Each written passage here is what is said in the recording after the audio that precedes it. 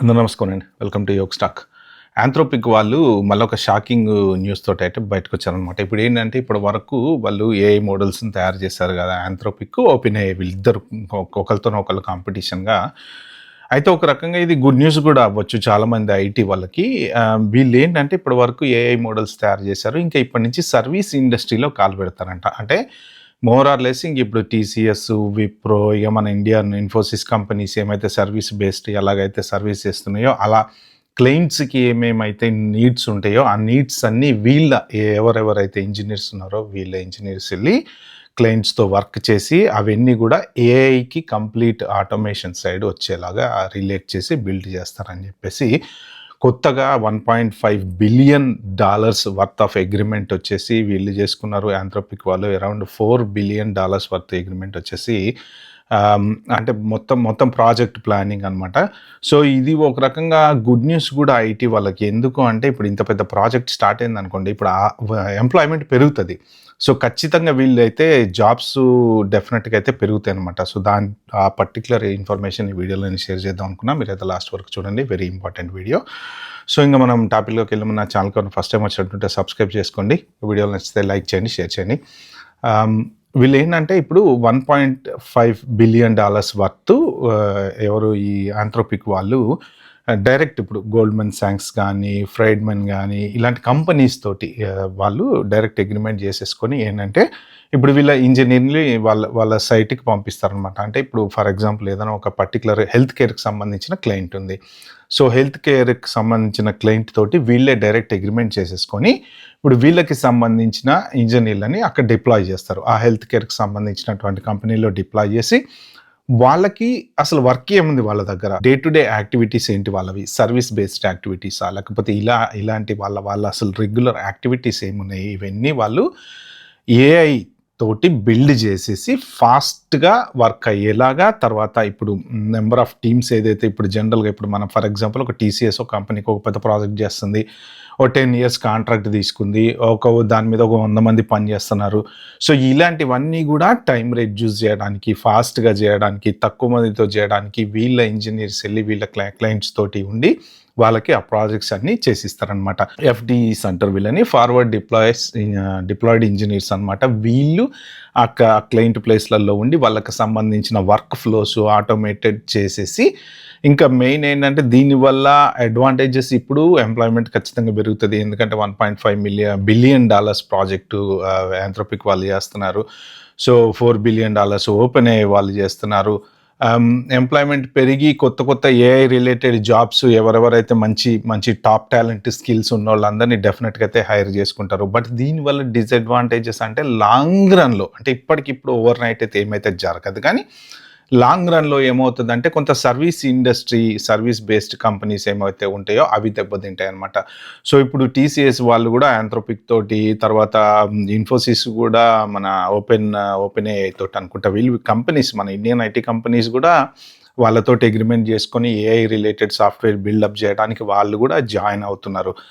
అయితే ఏంటంటే ఓవరాల్‌గా ఇప్పుడు ఈ సర్వీస్ ఇండస్ట్రీలో ఈ పెద్దోళ్ళు గనక దిగారంటే యాంథ్రోపిక్, ఓపెన్ అయ్యి వీళ్ళు దిగటం వల్ల ఏమవుతుందంటే మోస్ట్ ప్రాబబ్లీ మన ఇండియన్ కంపెనీస్‌కి కొంత సర్వీస్ ఇంపాక్ట్ అనేది రావచ్చనమాట. సో మెయిన్ ఏంటంటే ఇప్పుడు ఇవన్నీ బతికేది కూడా పెద్ద లాంగర్ టర్మ్ కాంట్రాక్ట్స్ ఉంటాయి వీళ్ళకి. 10 ఇయర్స్, 5 ఇయర్స్, 15 ఇయర్స్. ఇప్పుడు ఏదైనా ఒక కంపెనీతోని గనక వీళ్ళు అగ్రీమెంట్ చేసుకున్నారనుకోండి, ఫర్ ఎగ్జాంపుల్ ఒక యాక్సెంచర్ ఉంది.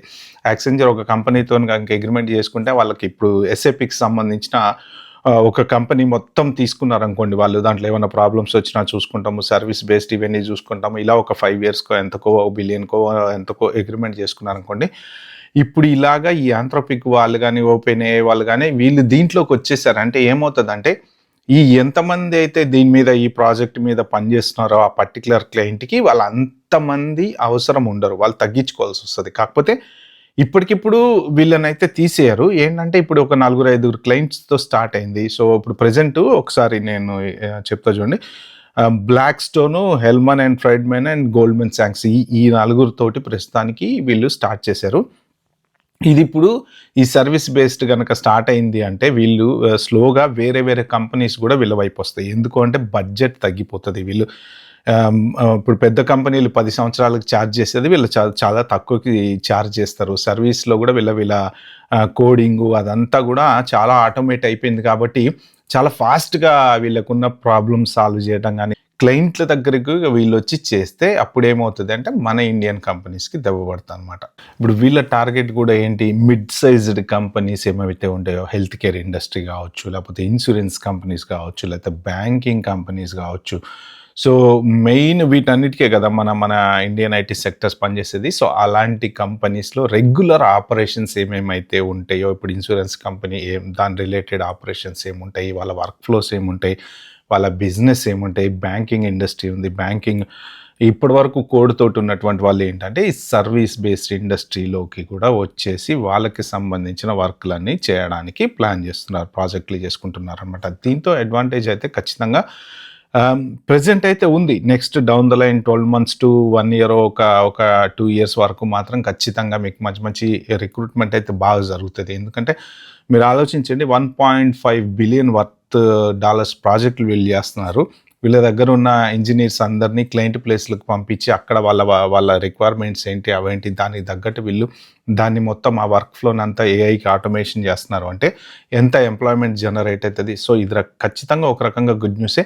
కాకపోతే ఏంటంటే, ఇక్కడ మళ్ళీ ఈ ఎంప్లాయ్‌మెంట్ ఏం జనరేట్ అవుతది అంటే, హైలీ స్కిల్డ్ ఆర్టిఫిషియల్ ఇంటెలిజెన్స్‌కి సంబంధించిన ఇంజినీర్స్ మాత్రమే వీళ్ళకి అవసరపడతారనమాట. అయితే ఇప్పుడు ప్రెజెంట్ ఏంటంటే, ఎలాంటి జాబ్స్ వస్తాయి అంటే, నేను కొన్ని జాబ్స్ రాసి పెట్టాను నేనిక్కడ. ఒక్కసారి అంటే మోస్ట్ ప్రాబబ్లీ మీకు ప్రెజెంట్ ఇండస్ట్రీలో forward deployed engineers, AI integration specialist, solution architects, నేను కొంచెం అంత దీని మీద రీసెర్చ్ చేసిన తర్వాత ఇప్పుడు ఈ పర్టిక్యులర్ ప్రాజెక్ట్స్ గనక ఇంకా పెరుగుతూ పోతే ఎలాంటి జాబ్స్ వస్తాయి, దాని మీద మీరు ఎలాంటి వాటి మీద కాన్సంట్రేట్ చేయాలి అనేది చెప్తున్నాను అనమాట.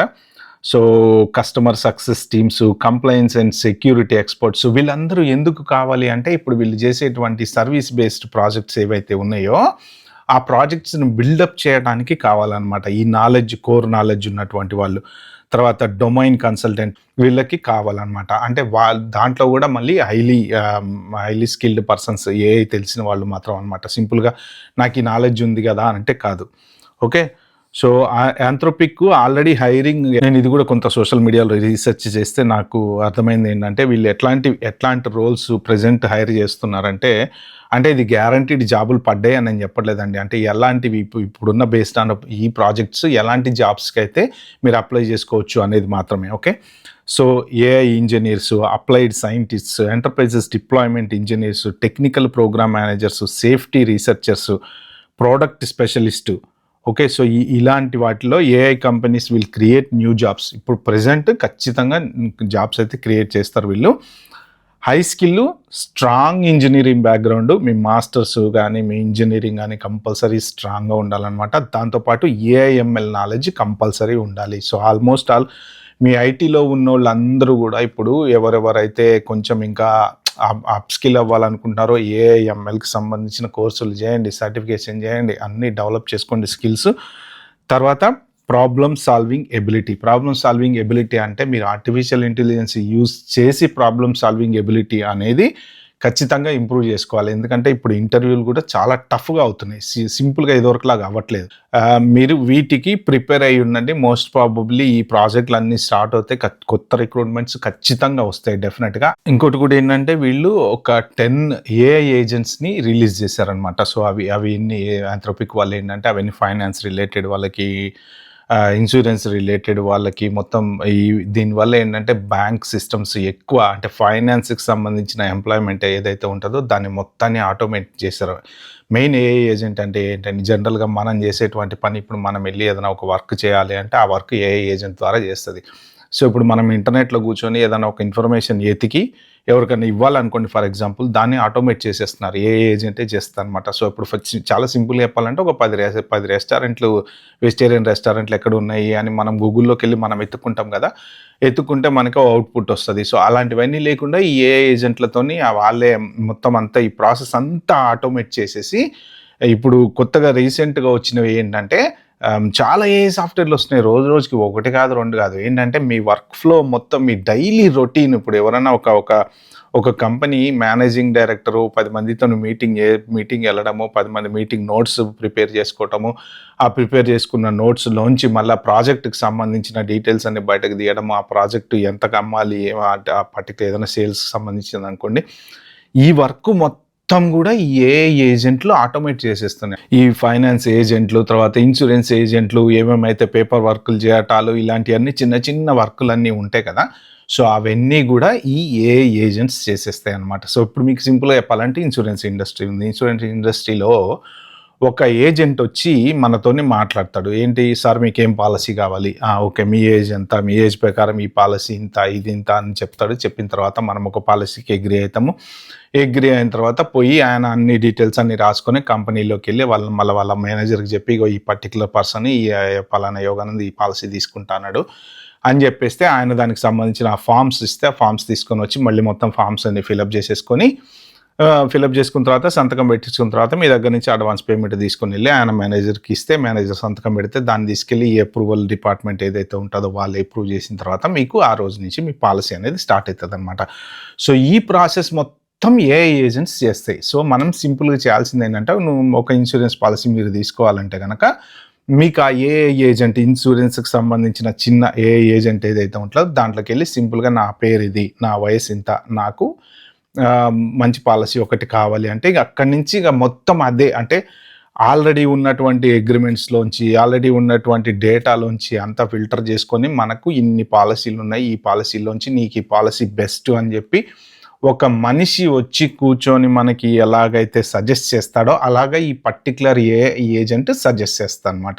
అయితే ఏంటంటే ఇక్కడ లాంగ్ రన్‌లో మన ఇండియన్ ఐటీ కంపెనీస్ మాత్రం ఖచ్చితంగా దెబ్బ పడతది. ఎందుకు అంటే ఇప్పుడు ఈ యాంథ్రోపిక్ వాళ్ళు ఆల్రెడీ వీళ్ళ దగ్గర ఉన్నటువంటి అడ్వాన్స్డ్ కోడ్ ఏదైతే ఉందో వాటితోటి గనక ఈ ఏఐ ఏజెంట్స్‌ని, ఆర్టిఫిషియల్ ఇంటెలిజెన్స్ ఇంకా సర్వీస్ బేస్డ్ ఇండస్ట్రీని డెవలప్ చేశారంటే మాత్రం మనకి ప్రాజెక్ట్స్ ఖచ్చితంగా తగ్గిపోతాయి. ఎందుకు అంటే ఇప్పుడు 10 సంవత్సరాల కాంట్రాక్ట్ ఇచ్చి ఎవరు మెయింటైన్ చేస్తారండి అంతంత మందిని. సో, దాంతోటి ఏమవుతదంటే ఎంట్రీ లెవెల్ జాబ్స్ కొంచెం తగ్గొచ్చు, ఎక్స్‌పీరియన్స్‌డ్ వాళ్ళు కొంచెం తగ్గొచ్చు. కానీ ఇదంతా నైట్ జరిగిపోదు. కాకపోతే స్లోగా ఇప్పుడు వీళ్ళ ప్రాజెక్ట్‌లన్నీ అయిన తర్వాత మేబీ ఒక 2 ఇయర్స్‌కో, 3 ఇయర్స్‌కో, 4 ఇయర్స్‌కో కొంచెం డెఫినెట్‌గా తగ్గే ఛాన్స్ అయితే ఉందన్నమాట. కాబట్టి మీరు ఏవైనా సరే స్కిల్ అప్డేట్ చేసుకొని ఇలాంటి జాబులలోకి వెళ్ళడానికైతే ప్రయత్నం చేయండి. ఓకే ఫ్రెండ్స్, ఇది ఈ పర్టిక్యులర్ వీడియోలో చెప్దాం అనుకుంది. వీడియో కనుక మీకు నచ్చినట్టుంటే ప్లీజ్ అండి like, share, subscribe my channel. Thank you. By. Have a good day.